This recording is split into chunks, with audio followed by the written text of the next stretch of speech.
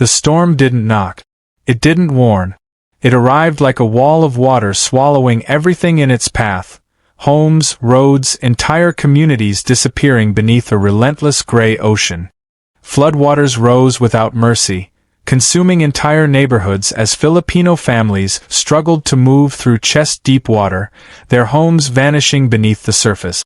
From above, it looked unreal, an entire Filipino community nearly erased, rooftops barely visible under a vast, endless flood stretching to the horizon. In the middle of that chaos, even Filipino rescue teams could barely move, their boats fighting against violent currents as the storm refused to slow down. And then, something unbelievable appeared, a structure floating calmly above the flood, lights glowing softly through the rain, untouched by the destruction around it. Inside, Filipino doctors moved with focus and precision, treating patients as if the storm outside didn't exist, the floating hospital alive with purpose. People would later call it a miracle. But it wasn't.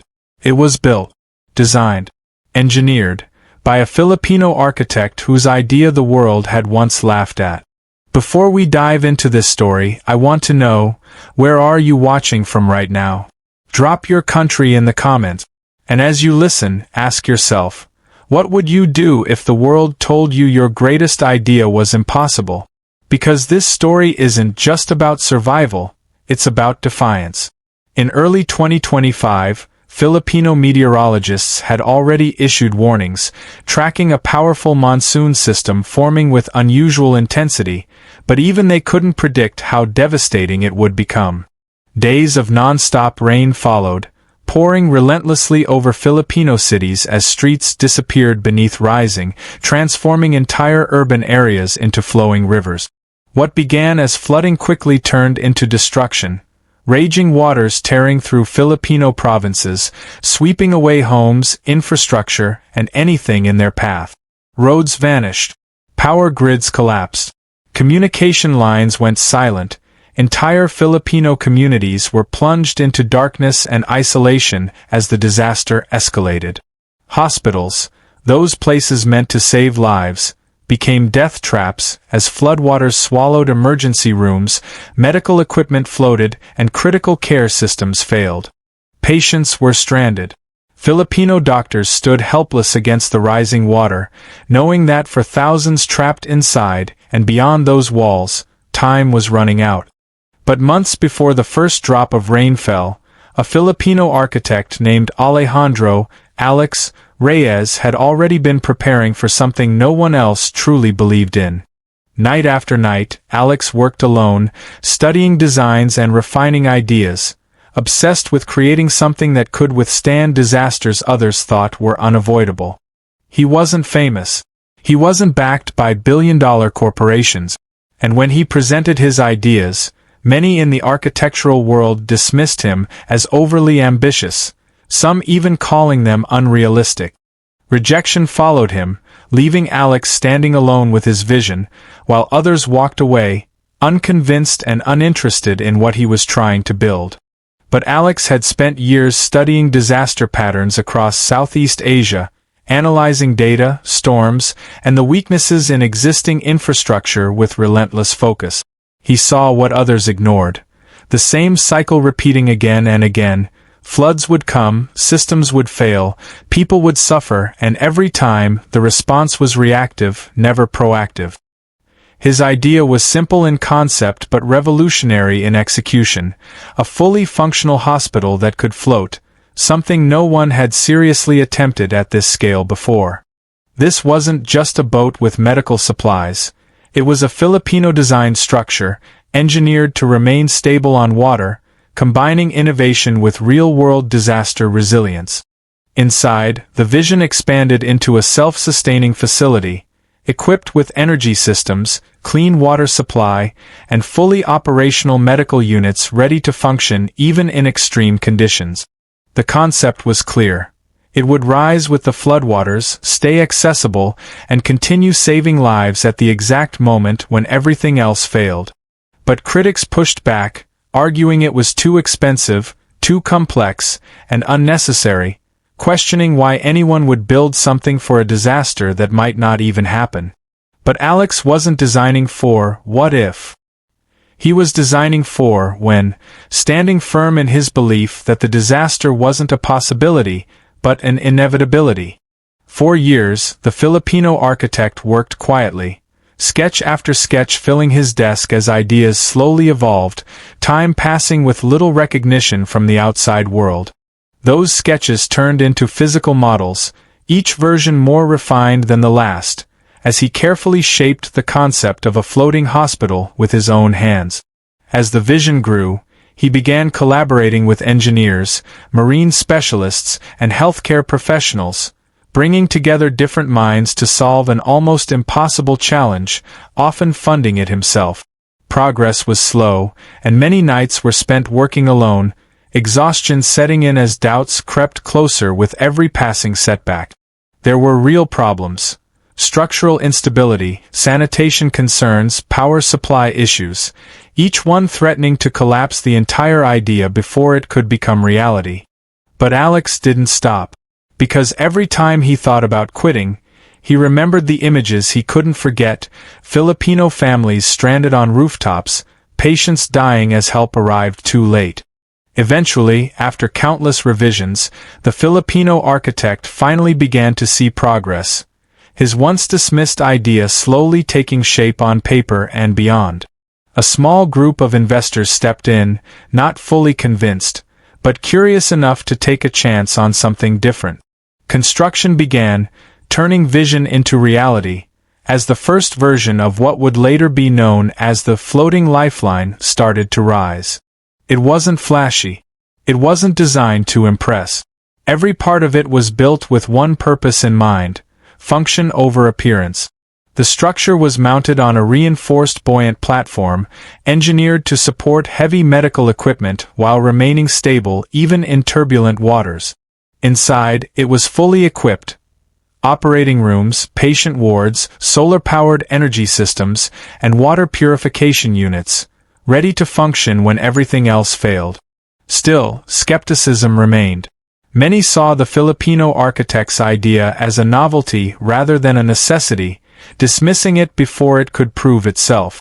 Some even mocked it openly, calling it a hospital that would never be needed, turning his vision into something to laugh at rather than believe in. But Alex stayed focused, continuing his work in silence, driven by something far stronger than public approval. He wasn't building for applause. He was building for the moment when everything else would fail. And when that moment finally came, it arrived faster, and far more devastating, than anyone expected. When the 2025 monsoons hit, the destruction was immediate. Filipino cities were overwhelmed in an instant as violent rain and flooding brought everything to a halt. Emergency services were quickly paralyzed, with Filipino responders flooded by calls for help, unable to keep up as the disaster escalated within hours. Traditional hospitals began evacuating patients through rising waters, but there was nowhere safe to go, as floodwaters cut off every possible escape. Roads became impassable, and even helicopters couldn't land due to the severity of the storm, leaving entire Filipino communities completely isolated. It was the exact scenario Alex had envisioned, and in that moment, the floating lifeline stopped being an idea and became the only option. As floodwaters rose, the hospital did exactly what it was designed to do. It floated, rising steadily while everything around it began to disappear beneath the water. While nearby buildings were submerged, the Filipino floating hospital remained fully operational, its medical teams moving into position with precision and focus. Patients were transported through the flood, by boats, by makeshift rafts, anything that could carry them toward the one place still capable of saving lives. Inside, surgeries were performed. Babies were delivered. In the middle of chaos, life continued, because the system held. And outside, as the storm raged on, the world began to take notice of what was no longer just an idea, but a lifeline.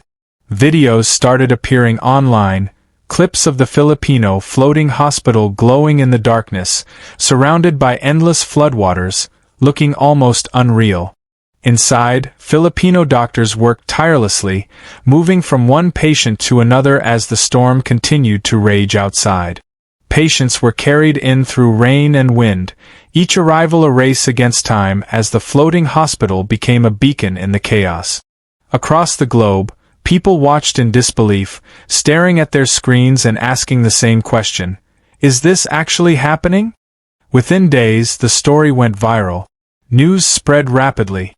And suddenly, the Filipino architect once dismissed as unrealistic was now being called a visionary. But for Alex, the attention didn't matter. He remained focused inside the Filipino floating hospital, fully committed to keeping it running. Supplies had to be managed carefully, every resource accounted for as the situation grew more demanding by the hour. Systems had to be maintained constantly, with no room for failure in an environment where every function meant survival. And still, more people kept arriving, Filipino patients injured, sick, and desperate, each one depending on the hospital to hold. Because in that moment, the floating lifeline became more than just a structure, it became hope. Over the course of the disaster, thousands of Filipino lives were saved, each one a result of a system that refused to fail when it mattered most. Patients who would have otherwise had no access to care were treated, their conditions stabilized inside a facility that remained operational against all odds. Critical surgeries were performed in conditions that once seemed impossible, proving that even in chaos, precision and care could still exist. And as the floodwaters slowly began to recede, Filipino communities emerged to face the aftermath, changed but alive. Because in the end, one thing became clear. This wasn't just a one-time solution, it was a blueprint for the future. Governments began reaching out, recognizing the Filipino architect's innovation and exploring how the design could be implemented on a larger scale. Organizations moved quickly to replicate the model, bringing together teams to study and rebuild what had once seemed impossible. Experts analyzed every detail, turning the floating hospital into a case study for one of the most innovative responses to climate-related disasters. And at the center of it all was a Filipino architect who simply refused to accept that impossible was ever an answer. Alex Reyes didn't just build a hospital. He created something that would redefine what preparedness could look like in the face of disaster.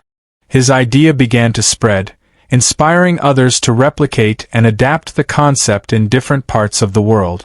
He proved that solutions don't have to wait for tragedy, they can be built long before disaster ever strikes. And in a world where extreme weather events are becoming more frequent, the Filipino architect's vision is more relevant than ever. So the next time you hear someone say an idea is too ambitious, too unrealistic, or too far ahead of its time, remember this story. Remember that when the waters rose and everything else failed, one idea stood above it all, literally. And before you go, I want to hear from you. What part of this story inspired you the most? Tell me where you're watching from and share your thoughts. Because sometimes the ideas that save the world are the ones people doubt the most.